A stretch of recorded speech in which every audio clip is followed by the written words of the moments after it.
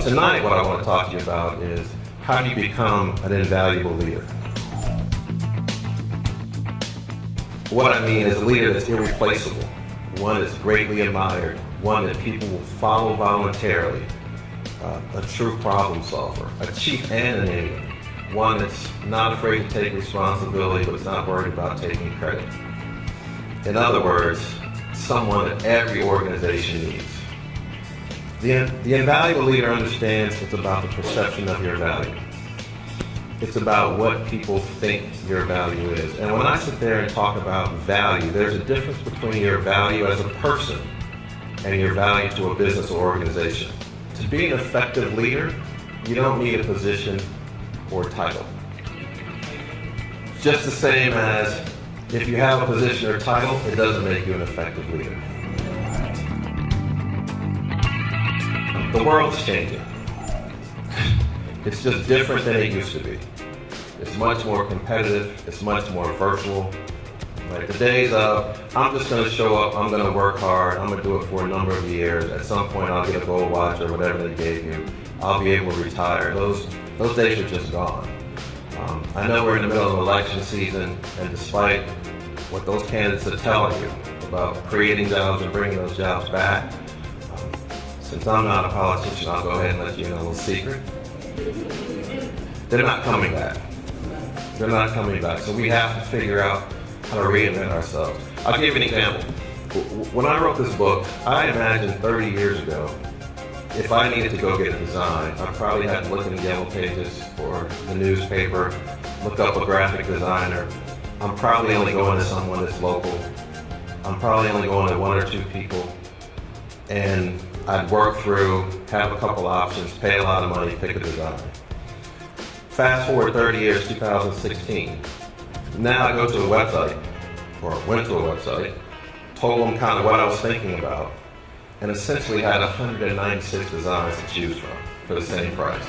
There was dozens of designers. So the reason I mention all that is if you're going to work in the world today, you just simply have to understand some adjustments need to be made. It's not the same as it was in the 50s or the 60s. But the good news is there will always, always, always be a need for great leaders. You've heard Dr. Ratliff describe when he didn't feel like doing something, he'd use the words. Anybody know what those 4 words that he used, that phrase? I didn't feel led, did you say that? Right? He'll say, I didn't feel led. And we'll kind of chuckle. We'll be like, that's kind of cute. You know, I don't feel like doing something, I'll just say, I don't feel led. And my wife asks me to clean the garage, I'll just say, I don't feel led. I'll use that and it'll kind of work. It'll get me up for a couple minutes and then I'll go clean the garage. But this is the point, and this is what a lot of leaders miss, right? The statement, I don't feel led, actually probably says a lot more than most people think, right? And the idea is people act much more on emotion than they do on logic. They act on feelings much more so than they do on reasoning. All right? So the statement, I don't feel led, actually, like I said, that's what that's saying, right? Despite the fact that we use it and laugh at it and things of that nature. If you're going to have people follow you, you have to make them feel like they want to follow you. All right? Dwight Eisenhower said, leadership is the art of getting someone else to do what you want because they want to do it.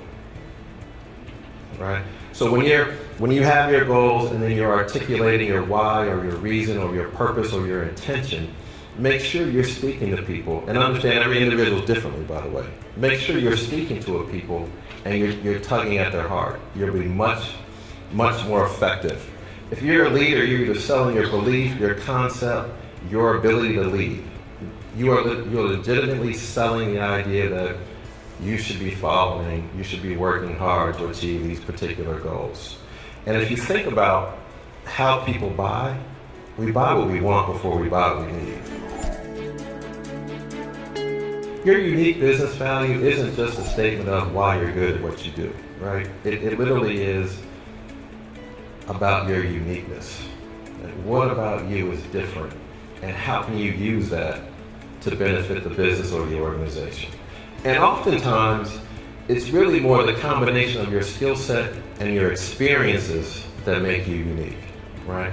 So how can we, or when have we experienced something that we can turn around and use that adds value to the business, right? Because at the end of the day, what you're trying to do is uniquely solve a problem. That makes you more valuable, right? If you can solve a problem that no one else can,